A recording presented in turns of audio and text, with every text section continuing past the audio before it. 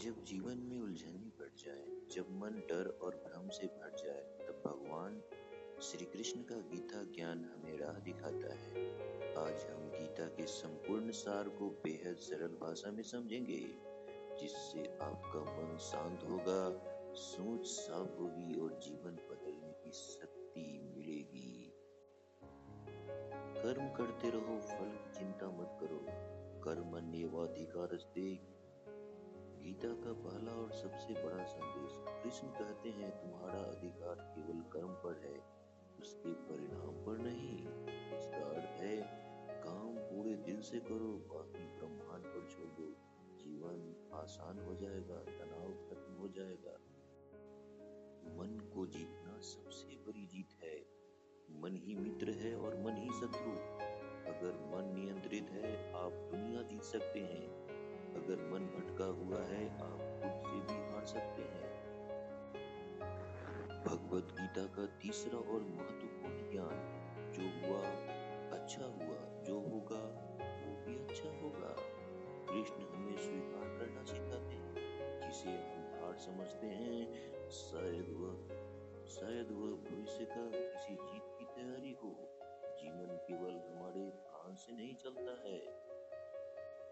भगवत गीता का चौथा ज्ञान, आत्मा जन्म नहीं लेती और ना ही मरती है। कृष्ण कहते हैं आत्मा न जन्म लेती है न मरती है। हम शरीर नहीं, हम आत्मा है। जिनके मन में यह सत्य बैठ जाता है, उनका दुख आधा हो जाता है। गीता का पांचवा ज्ञान, जरूरत से ज्यादा अपेक्षाएं दुख देती हैं। कृष्ण कहते हैं लालच, मोह और अपेक्षा ही दुख का कारण है।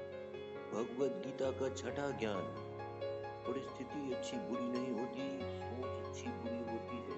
कृष्ण का संदेश साफ है, दुनिया जैसी है उसे स्वीकार करो और अपनी सोच ऐसी बनाओ कि हर परिस्थिति में समाधान दिखे। गीता का सातवां ज्ञान, अहंकार विनाश का कारण है।